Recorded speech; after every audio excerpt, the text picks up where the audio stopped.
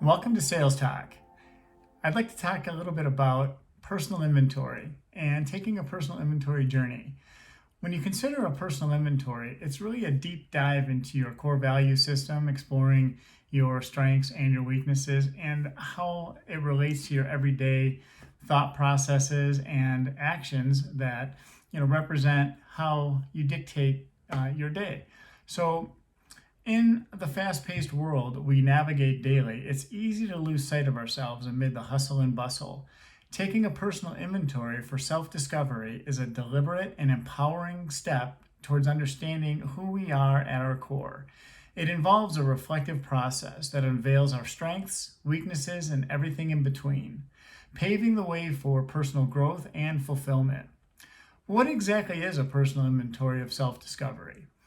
So, a personal inventory is like a self audit, a conscious effort to take stock of various aspects of our lives. It goes beyond our surface, delving into our values, behaviors, and motivations. This introspective journey serves as a compass, guiding us towards the deeper understanding of ourselves and aiding in the identification of areas for improvement. Self discovery is a wonderful journey, and asking yourself questions can be a powerful way to uncover your personal strengths. So, here we're going to discuss 20 questions designed to help you explore and recognize your unique capabilities. Taking a personal inventory cannot be done often enough. I recommend taking a quarterly personal inventory. That's 4 times a year, every 3 months. And what that will do is that will shape how you're growing, right? So the more often you take a personal inventory, you can see where you were, where you began, where you're at currently, and then where you're headed ultimately. So understanding your core value system really dictates everything we do, every decision that we make, every person that we encounter. So by engaging in this activity, it really gives you clarity in terms of where your strengths and your weaknesses are. So first, we'll start off with the first question. What activities or tasks make me feel most energized and engaged?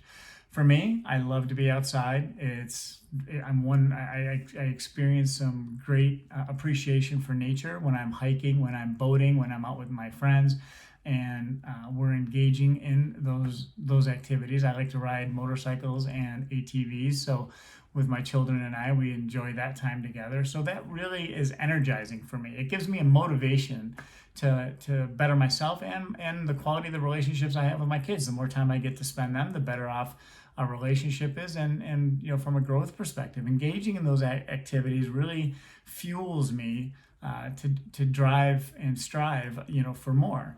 So, the next question, can I identify instances in my life where I felt particularly confident and capable? What was I doing at the time? Well, I can tell you many of the leadership roles that I participated in, with the knowledge that was gained over a period of time and growing into that leadership role, I was really confident when I was doing those activities. When I had my sales staff and I was the sales manager at a few of the sales careers that I've had, most recently that I can recall was the power sports industry when I worked at Route 66 Power Sports. When I was there, I was the co-owner of the dealership, and I built and developed the sales staff there.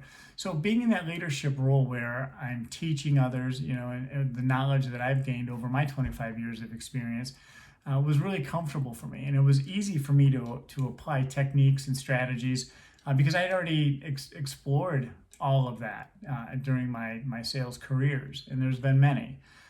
But that's where I find the most comfort when I'm teaching others what I already know, and engaging in that is really important for me.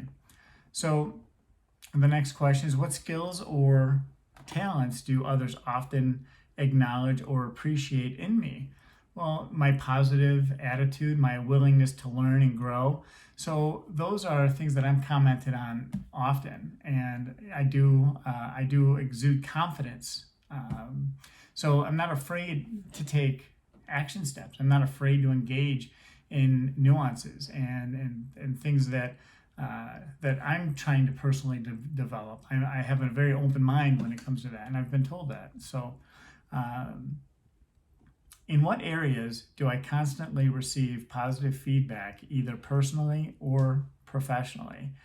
It's in my communication style, my willingness to engage, my social ability to communicate with others. When I go to a party, you don't have to worry about entertaining me. I'll find people to talk with, or activities to engage in, and I don't need to be essentially babysat.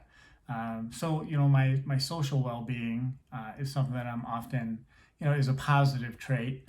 Um, and then also, professionally, being able to be approachable in the workspace. That's something that I've received positive feedback on, is that people are comfortable when they come up to me and talk to me, and they're not they don't feel that there's an uncomfortable approach when anything needs to be discussed. So my team, whenever I've built a team and I've had subordinates under me, and professionals and that kind of thing, so there's always been an open door policy. When facing challenges, what personal qualities or skills do I naturally rely on to overcome them? I would think the best answer here for me would be patience. I'm not going to have a knee-jerk reaction to something, so I would consider myself somewhat passive in that regard. I'm the observer, I'm the teacher. Those are my core values, and being able to not respond off the cuff if I don't have an answer that's going to be productive. So I'm gonna take that information, I'm gonna absorb it, and then digest it, and then I'm gonna have a resolution that's going to be level-headed, and something that's going to be thought out. So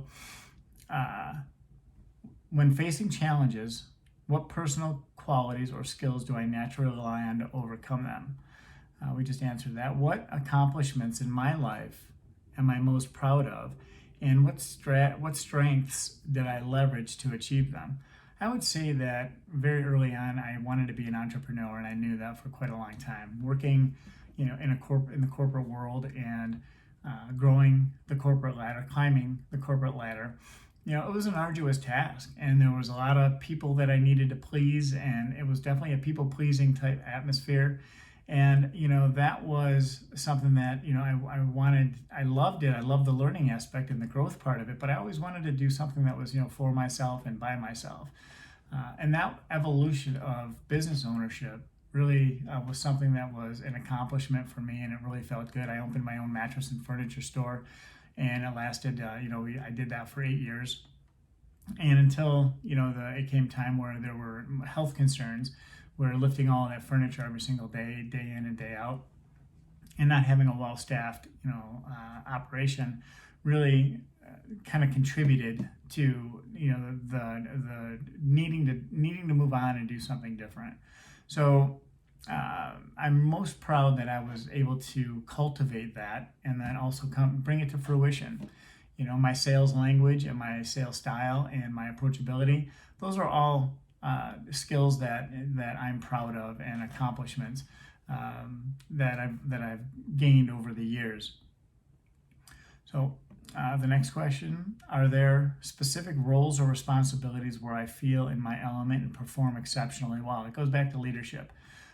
Being a leader of a group, being in a collaborative environment was something that I really felt comfortable with, and I felt like I responded very, very well to that. I played sports all my life, and I was very good in soccer. So that team element and that team structure was really a great foundation moving forward into my working career. So I really feel that being able to accomplish having my own business and doing things like that really was exceptional. How do I contribute to the success of a team, either through leadership or collaboration? Well, just as I said, I'm the type of person that's going to lead by example, not dictate, do what I say. There comes a time when that is necessary, and I would just tell the team member that I need you to do this now, just as I explain it to you, and we'll talk about why later. or if there's time now to talk about why it's important to do things a certain way, then of course I would take the necessary time to do that, to persuade and encourage somebody to do it a certain way, because in certain situations then that becomes necessary. So my role is to lead by example, and then also being able to teach why it's important to do things a certain way. Whether it comes down to personal ethics, or it could be dress code or timeliness, all of those things have its place, and there's a reason why and benefits why it's important. So that's how I would lead and collaborate with my team, is not just tell them what to do, but again, teach them why it's important to do things the way that I'm asking them to do it.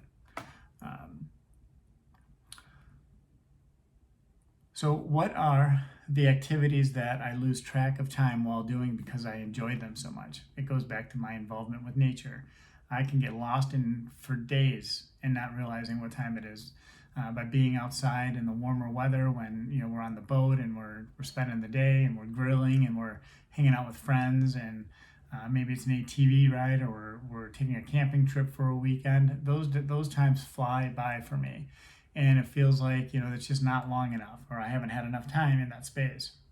And it's oftentimes experiencing those activities with my kids or close friends and family, and just by being around those people really makes the time go by fast. So in times of stress, how do I typically cope, and what strengths come to the forefront? So when I feel stressed, it's usually a time element. Usually, like for example, I'm not getting any younger, and retirement's a concern. It's not that I don't have a retirement plan. It's just that it's not exactly where I want it to be. So there's that time constraint, or maybe it's a deadline at work that needs to be met. Or it could be one of the things that stress me out the most is going to the mall during the holiday seasons. So, and how do I cope with that? I remind myself specifically that, these feelings are temporary, and by having a rational execution of what needs to happen during those times is really important in order to being able to manage that stress. So as far as coping with the stress, it's a recognition of what needs to happen and why, and the matter of taking action and getting it done. So as we're approaching the holidays, and it gets to a week before the holidays, and I still haven't done my Christmas shopping for my kids, or I have a couple other people to shop for. That becomes a time element that is very, very stressful for me. Conflict is another one that is very stressful for me. And when that shows up, recognizing that it exists, and also being able to step back for a minute and rationalizing the situation, the scenario, and then being able to come up with a productive result, being able to move forward and communicate that properly. So those are some things that stress me out and how I manage those.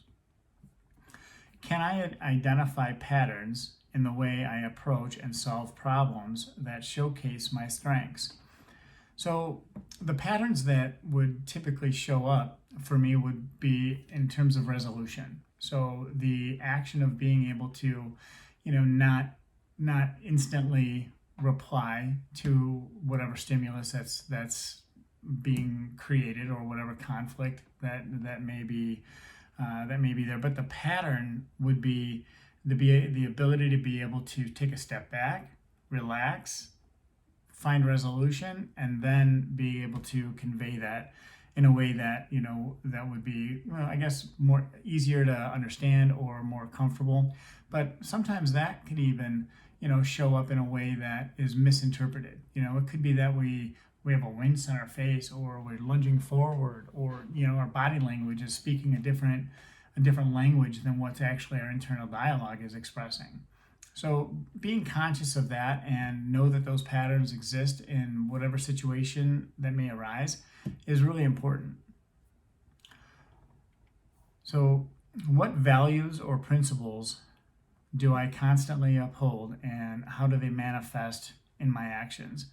So, my principal core values are integrity, honesty, truthfulness, and loyalty. Um, and that's quite a broad range, but that's the foundation that I live off of. I'm not going to lie about anything, or I'm not going to try to cheat anyone out of anything, or my integrity, my core values speak volumes for who I am and what I teach others around me, especially my children.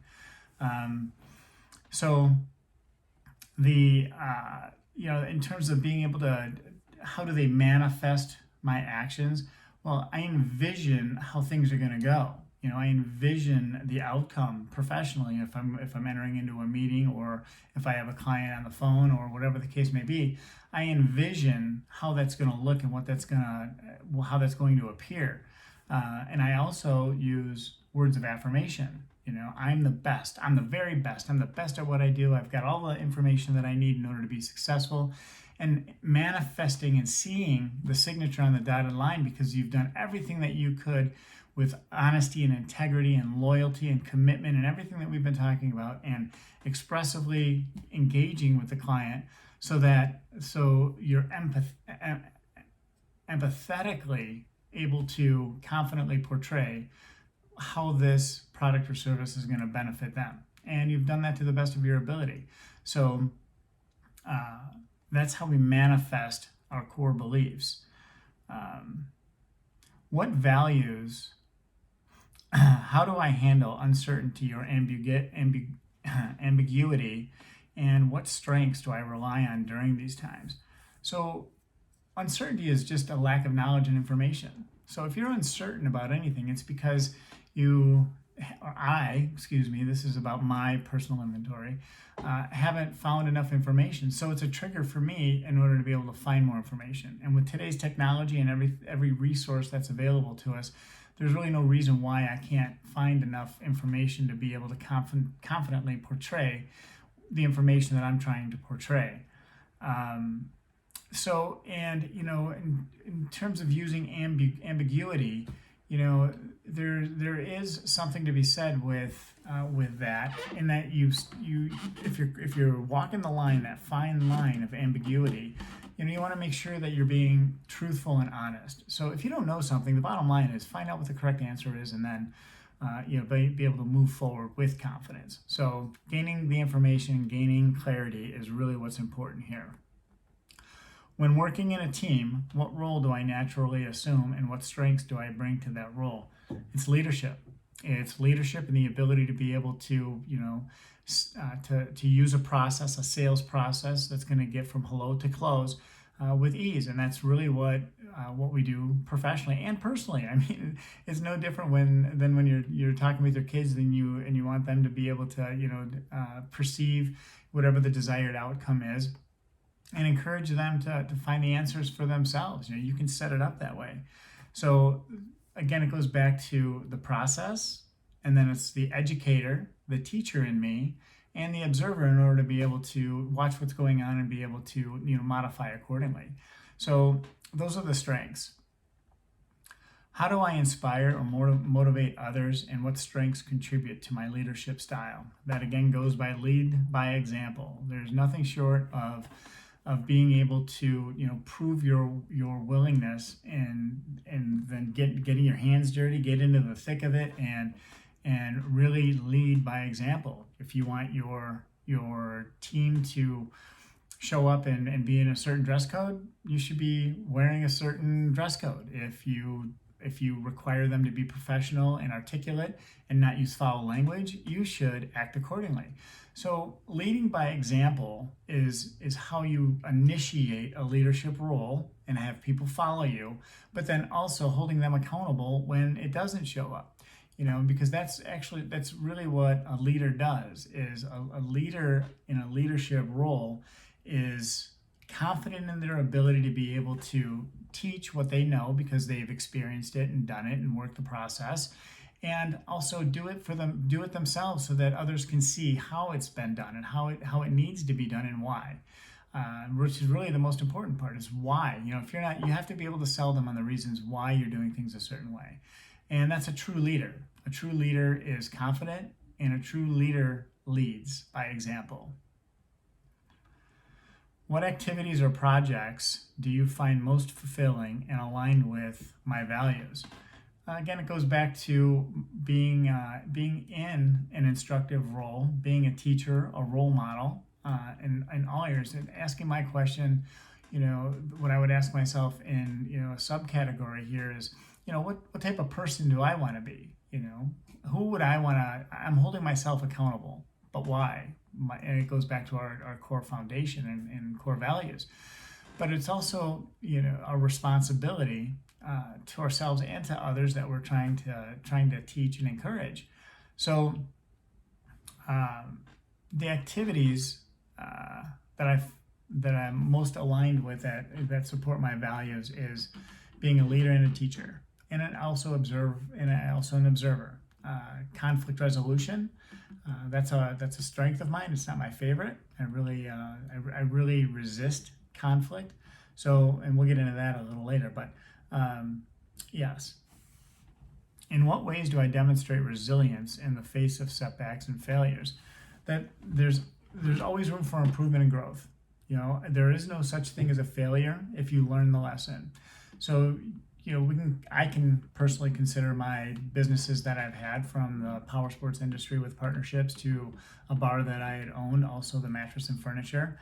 So all of those, I could look at them as failures, but I choose not to. I choose to find the value in the lessons that were learned along the way, so that so I'll be better prepared for the next opportunity that shows up, and I'll be able to learn from the lessons, and why things turned out the way that they did. Some things are just outside of your control. For example, when I was in the motorcycle industry and I owned Route 66 Power Sports in Ionia, Michigan, it was a partnership. But at that time, it was during the 2008 financial crisis, and we heavily relied on financing these products: motorcycles, ATVs, personal watercraft, snowmobiles.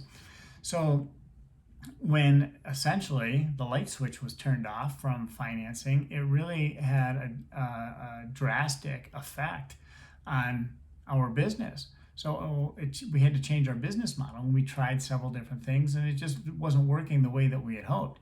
So we put the business up for sale, and then we went our separate ways. But again, when you think about change and how to navigate through them and the transitions that we find ourselves in, it's really about, it goes back to your core beliefs and your core values.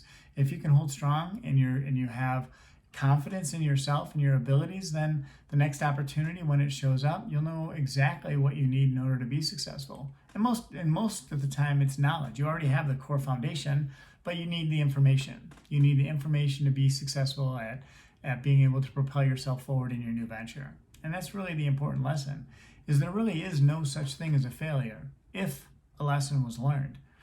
So, can I think of an instance where I've mentored or helped others, showcasing my strengths and supporting and guiding?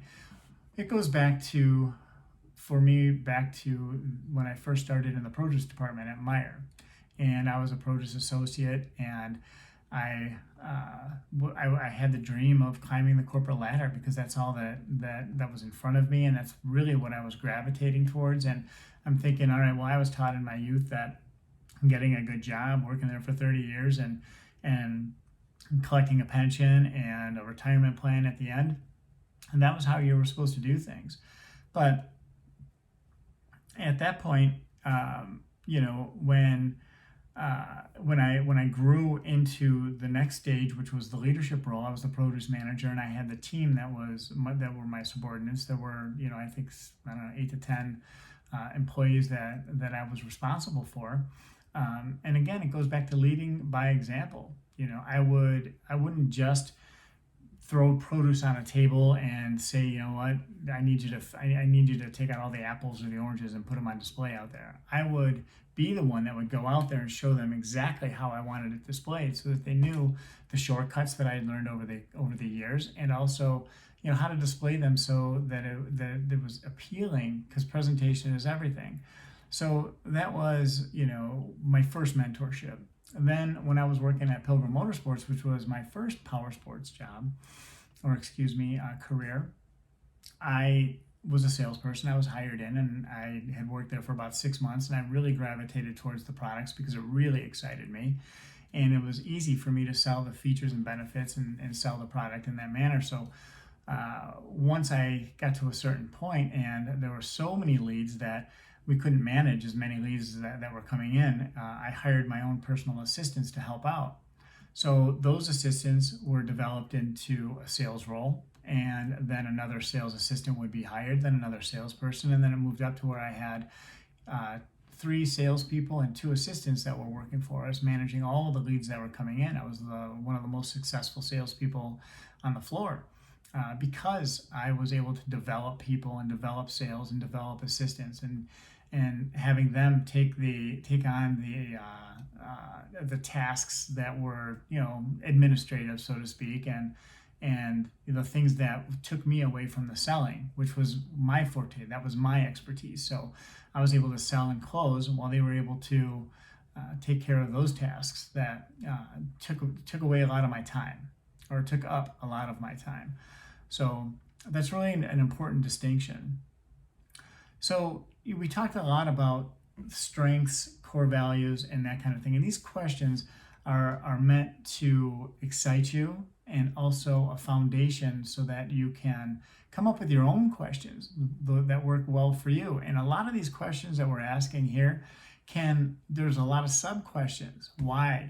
That's a great question. Under each one of these categories, ask why. Why does it show up like that? Why is it like this? Why do I have these feelings? Why do I get energized or excited about certain things? Why do I feel more confident in one area and less in another? So now we're going to take another look at some questions that are going to focus more about our weaknesses instead of our strengths, and see, how they are polar opposite in many cases, and how I personally respond to some of these. Maybe, and hopefully by me talking this out loud with you, that you'll come up with ways that are productive for you to focus on your strengths, recognizing your attributes, your strengths, and call them assets, and then also work on your weaknesses. So these questions aim to shine a light on your personal strengths, providing valuable insights into what makes you unique, effective, and fulfilled. Take your time reflecting on them and embrace the discovery process with positive mindset. If you'd like to discuss any of these insights and delve deeper into certain areas, feel free to comment below, and we can explore options and have more dialogue. Identifying and acknowledging personal weaknesses is an essential part of self-awareness and growth. Here are 20 questions to help you reflect on areas where you might want to focus on improvement. Are there specific tasks or activities that constantly change me or cause me stress? Recognizing when stress shows up and what causes that stress. I alluded very briefly about how, time element is something that really stresses me out.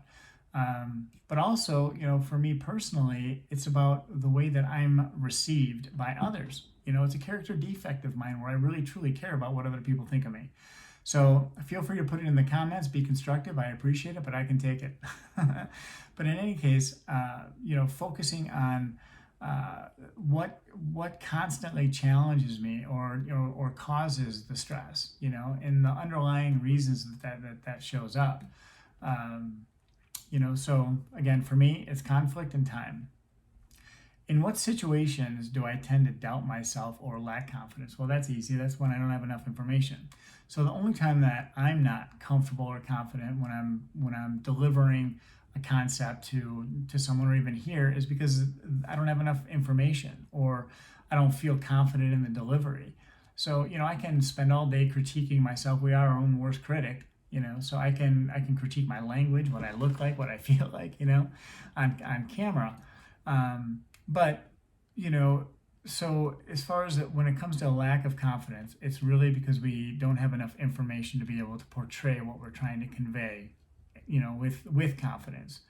And again, it can go back to, manifestation, understanding that you need more information, seeing a positive outcome. That's really half the battle too. So that'll help overcome that. Are there skills or abilities that others often excel and where you feel less proficient? Well, I think all of us from time to time look around and we can see somebody that's more successful than we are, whether they have a bigger house, a nicer car, or who knows what. Maybe they have more free time on their hands and they're constantly talking about their vacations and their golf trips. So we tend to relate to other people in terms of where we're at in our lives and our accomplishments, and how we may have fallen short, or that kind of thing. But it's important to recognize that you are yourself only and uniquely. So if you have your core foundation and you believe in that goes a long way with self-doubt and lack of confidence. Are there skills or abilities that others often excel in where you feel less proficient? As far as skills, for sure. I've seen, speakers that stand in front of that are on stage in front of a group, and I wish I had their confidence, and that's a growth area for me, and I'm working on that. So I'll be there, I'll get there someday. I know that with confidence because I'm trying every single day. Even with these videos, it starts, with this type of exposure, and then when it goes out to the internet and seeing comments and the likes and the shares, that's an indication that the message is getting received and how. So, that's important to recognize. Another question you can ask yourself is, when receiving feedback, do I notice recurring themes or areas where improvement is suggested? So how do you receive feedback? It used to be a challenge for me. I used to be in conflict with that. And how dare you? I'm the one that's, offering all this information. How dare you, contradict that? But feedback is constructive. Constructive criticism is feedback. And there's always room for growth.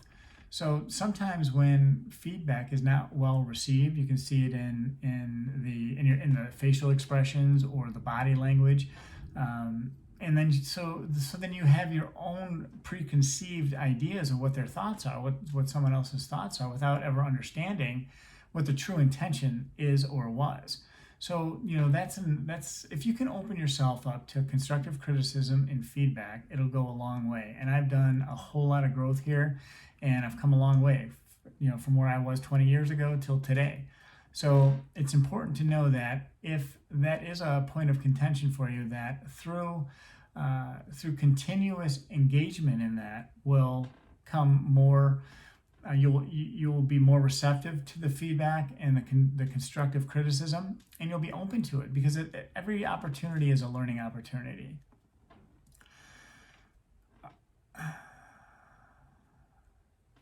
In times of conflict or disagreement, what communication patterns or behaviors do I exhibit that may hinder a resolution? Again, it could be the initial, I know that it's been my initial, reaction, my facial expression, or it could be my body language that is offering one suggestion or one indication of thoughts and feelings compared to how it actually is internalizing with me. And I know that about myself. So when I hear it and I see it and that pattern shows up, then I know to react to it by not overreacting, by stepping back for a minute, recognizing the situation for what it is, and then being able to convey what I'm trying to productively. And if it doesn't come out the way that it should, at least I tried, and then I can elaborate on that and let the true intention be known that it may have been misunderstood, and that's important. That's an important pattern to recognize. Can I identify instances where procrastinations or lack of motivation has held me back from achieving my goals? There's always activities throughout our day that we don't want to engage in. It might be making that first phone call in the morning, so we spend the first hour of the day organizing and shuffling through and organizing our business cards and putting our papers in order. And then, just in recognizing that, so the converse of that is recognizing it when it shows up and then make that first phone call. Right? Before you do anything else, don't even think about it. Just make that first phone call, because you got 40, 50, 60, sometimes 200 calls to make, beyond that or past that. So, whatever is creating that procrastination, it could be that you work from home and there's constantly distractions. Whether you go downstairs and you spend a half hour to make something to eat, another hour later goes by and then you want to go back and grab a snack, or you fill up your water bottle, or or whatever your drink of choice is, or other distractions. There might be people in the house, or your kids, or your animals, or your whatever might show up. All of these things. I mean, some of those are relative to me, but I'm also citing additional examples. But recognizing, why are you procrastinating? What is it about the action that you need to take, that you need to take, that's preventing you from doing that? Oftentimes it's fear-based. Oftentimes, if you have to make that call and you're constantly being rejected on the phone because they're not receiving your product or service or your information well, then you fear them saying no or hanging up, or maybe they're gonna, call you, an F-bomb of some sort, but the understanding is clear that it's not a personal attack on you. It could be your delivery, it could be the information, but it's the product or service that you haven't sold them well enough on and provided or offered as much detailed information to make that product or service worthy for them to part with whatever they're parting with, whether it's a trade or money. So recognizing that it's most likely not you, and if it is you, it could be just a personality conflict, and sometimes that does show up. So can I identify? Excuse me. What aspects of time management or organization do I struggle with in my personal and professional life? So time management is, we all have the same amount of time, 24 hours a day. So what we do at that time, sometimes I've felt myself being uncomfortable in a comfortable situation where I've taken so much time in my comfort zone, whether it's maybe watching a good movie, or maybe I go a back-to-back marathon type thing where I'm watching, several episodes of something, and then I'm feeling anxious. I'm feeling like I should be doing something more productive or a better use of my time. So, recognizing when that shows up is really key.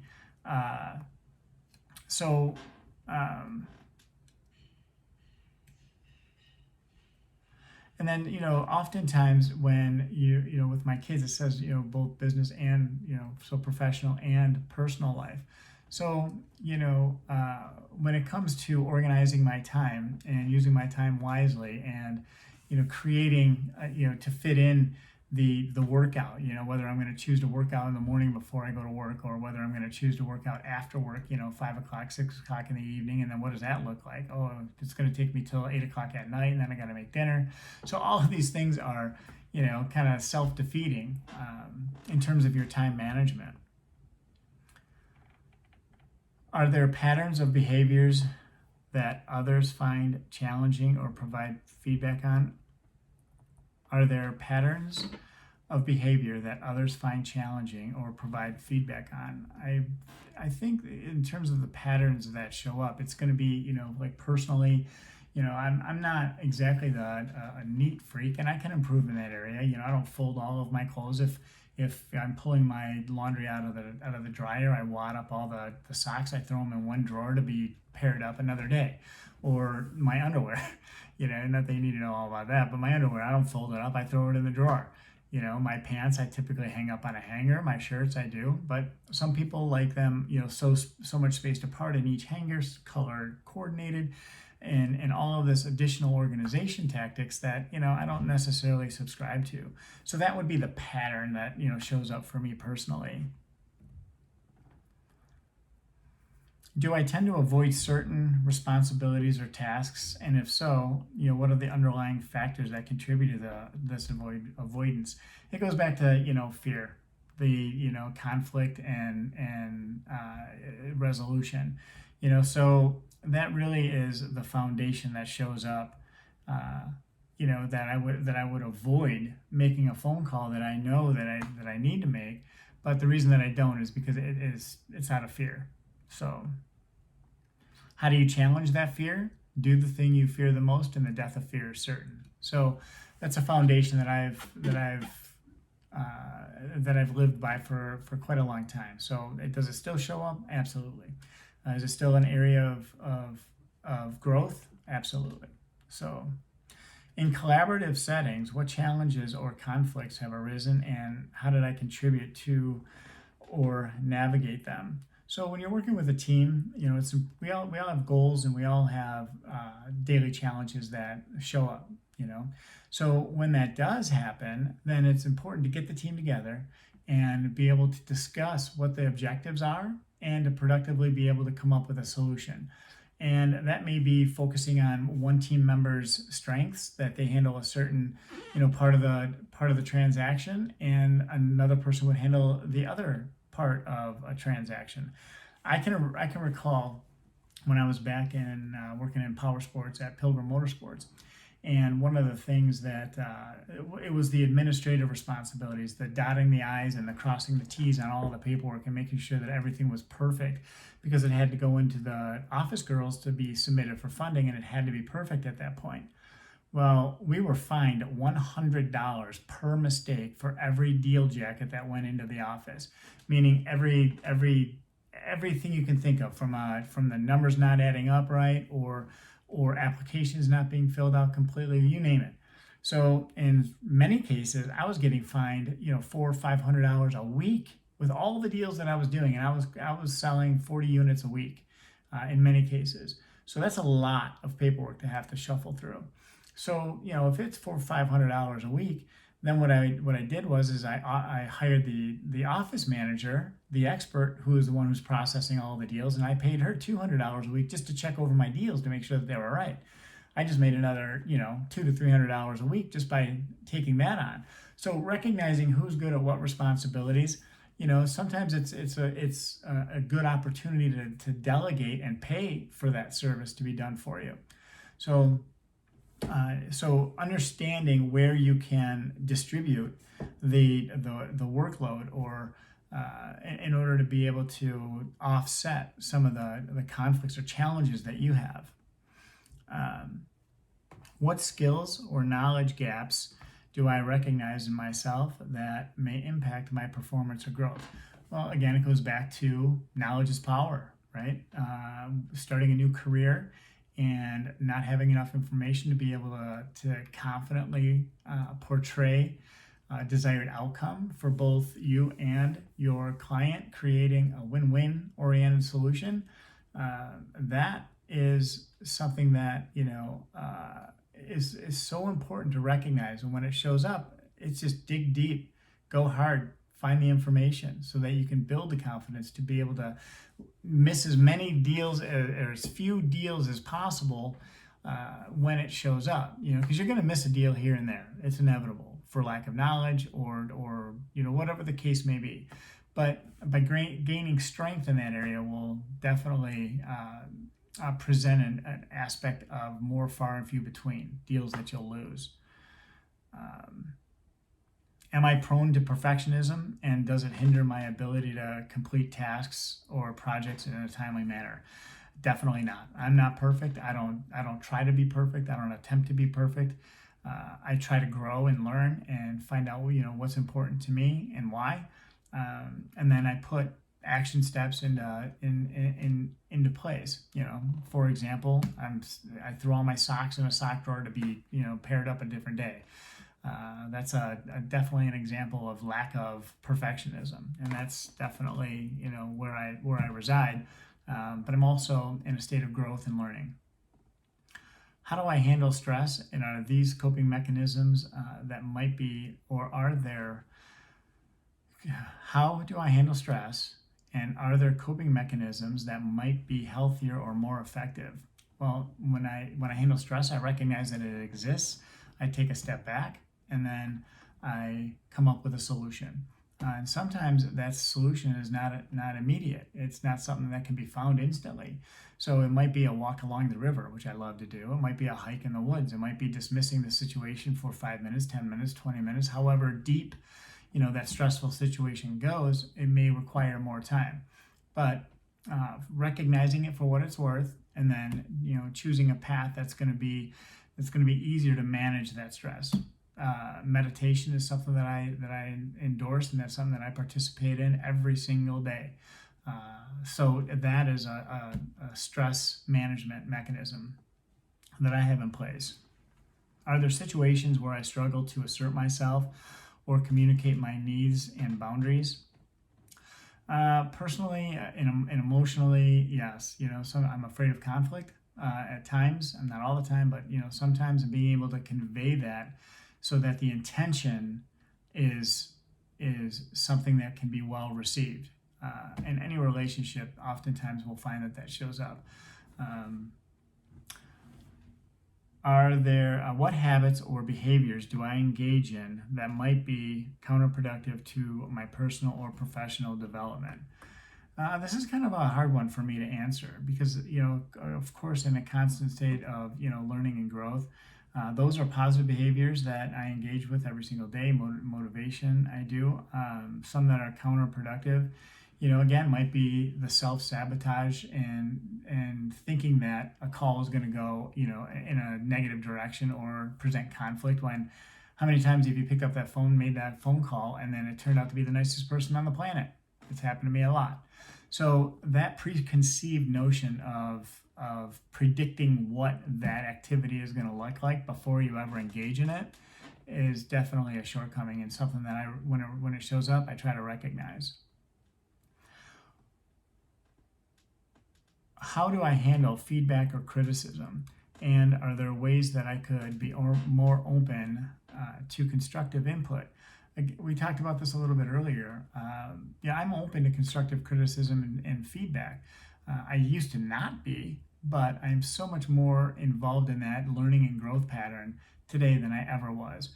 And I value your opinion, people's opinion. So please leave your comments below and we can discuss anything you'd like. But in terms of how to handle those situations, I would find myself to be open to criticism and feedback. If it's something I feel adamant about, or that I have enough information and knowledge to share and confidently portray, or here I go again, within conflict, it's showing up here.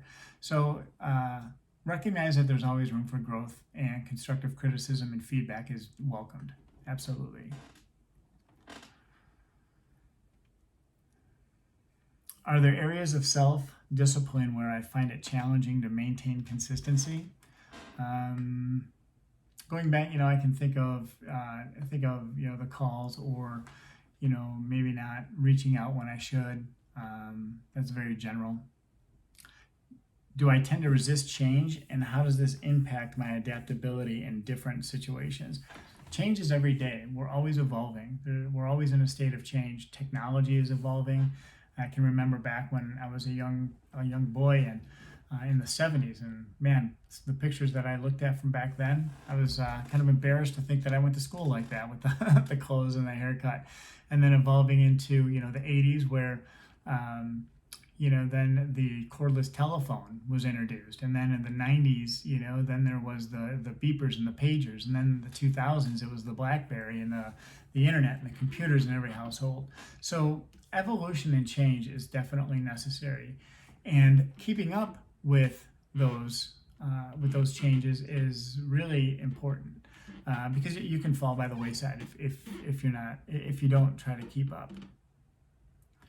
In what ways do I contribute to communication breakdowns, and how can I improve my interpersonal skills? Again, recognition is key. Recognizing the situation for what it's worth, taking a step back, coming up with a resolution, and how to portray it so that there's no misunderstanding of intent. So with that, these questions provide a starting point for your self-reflection, helping you to uncover areas for potential growth and development. Embrace this process with a growth mindset, and consider how you can leverage these insights and enhance your overall well-being and effectiveness. So if there's any specific areas that you'd like to discuss further, or strategies for improvement that you're interested in exploring, feel free to share your thoughts, comment below, like and share this video so that our audience can grow and we can all learn from one another. Until next time, we'll see you later.